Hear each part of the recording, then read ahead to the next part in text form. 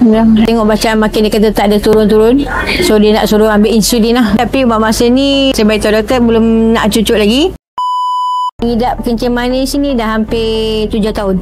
Badan dah letih, tangan kaki semua dah mula kebas-kebas. Lepas tu mata pun dah kabur. Kaki dengan lutut pun sakit. Mudah mengantuk. Nak bangun tidur pun memang masalah lah. Metformin mula daripada sikit-sikit sekarang ni sampai 9 biji lah makan. Banyak produk saya cuba dah. Terbaru ni lah yang metal ni. Alhamdulillah yang ni okey je lah. Daripada bacaan daripada 11, 10 dah turun kepada 7. Kalau tidak, pernah sekali selepas makan 22. Oh, terkejut saya. Tapi ni Alhamdulillah. Okeylah, selepas makan 10.8. Yang sakit badan tu dah kurang sikit. Alhamdulillah boleh bangun pagi. Dahaga sangat malam-malam tak ada dahaga dan tak kerap pergi bilik air. Sampai sekarang pun saya tak makan tengah hari. Pagi saya makan tukar capati, sampai sekarang saya tak lapar hari. Berat badan pun turun. Cubalah berhenti produk lain lah. Cuba start pada produk Betani sebab apa?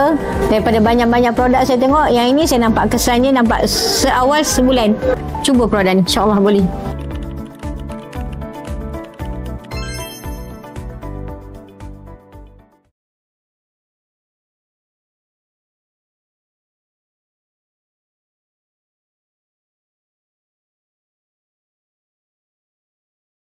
Mengidap kencing manis ni dah hampir 7 tahun. Badan dah letih, tangan kaki semua dah mula kebas-kebas. Lepas tu mata pun dah kabur.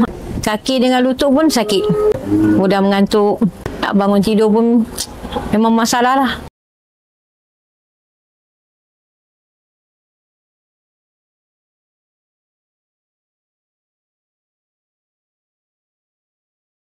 Metformin, ada banyak-banyak produk dah cuba, banyak-banyak, ratusan habis lah. Banyak produk saya cuba dah.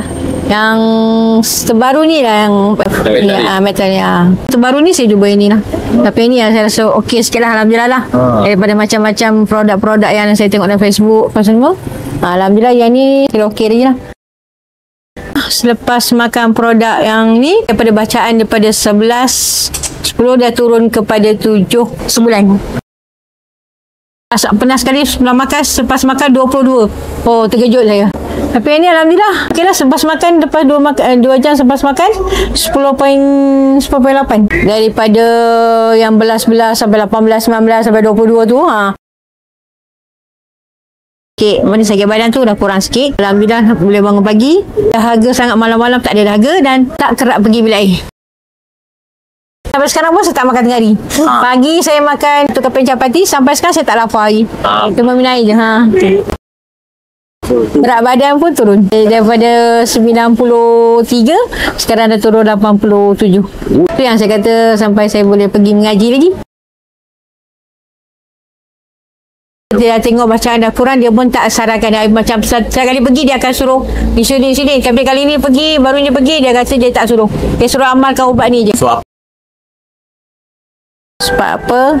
Daripada banyak-banyak produk saya tengok, yang ini saya nampak kesannya nampak seawal sebulan. Masuk pada yang belum cuba produk ni, insya-Allah boleh.